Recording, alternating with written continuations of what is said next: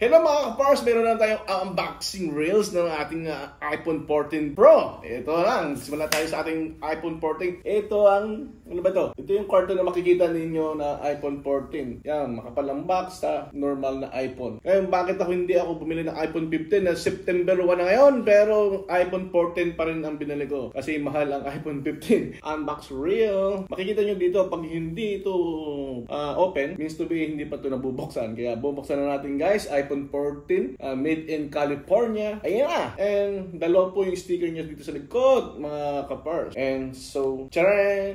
iPhone 14 white color silver. Yan, iPhone 14 and silver po siya.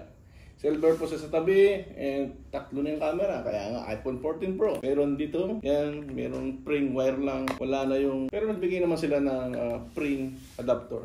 Yun lang po ang print dito. Tatanggalin na natin guys. So, ang ganda at clear na clear ang ating iPhone 14. So, buksan na natin guys. Matagal lang siya. May logo, means to be legit na legit ang ating iPhone. And napakagaan. 6.1 iPhone. And makikita nyo dito clear glass siya. Ang ganda. Yung camera, swabing-swabe. So, yun na nga po. iPhone 14 Pro is not for gaming, but pwede kayo mag-gaming. Kung gusto nyo ng gaming, iPhone 14 Pro Max. Pero magkapares lang naman sila ng kulay. Magkapares lang sila ng camera. iPhone Pro Max and iPhone Pro. Same lang. Malaki lang siya. And ito lang pang karaniwan dala. So, ito na. Na-unbox na natin.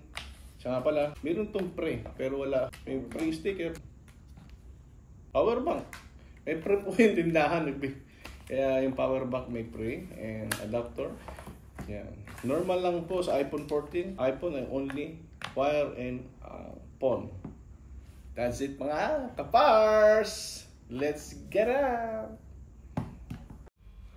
Hindi pa tayo tapos. Ito ang ating pag-open ng ating iPhone. Yan. Hanapin nyo lang ang inyong designation na area or location or your country. Yan. Pinili kong Pilipinas para mas mabilis.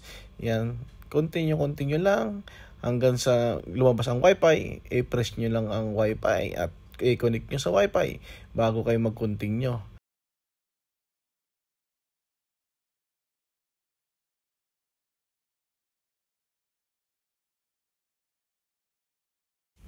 Yan, pagka-connect ng Wi-Fi, hintayin nyo na lang muna ang paglo-loading.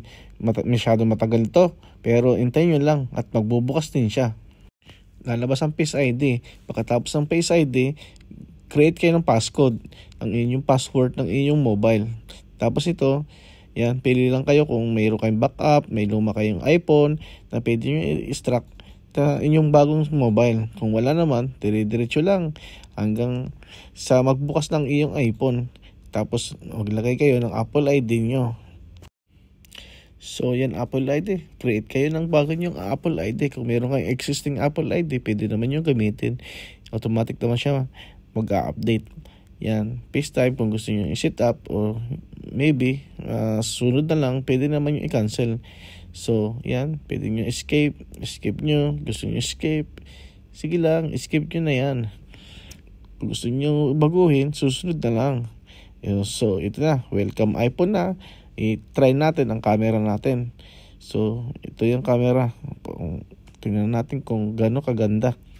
So, clear na clear. Ang ganda guys. Tingnan natin ang videos. Sobrang ganda. Ang linaw. Pananong panalo. iPhone nga diba? So, paano? Bye-bye na.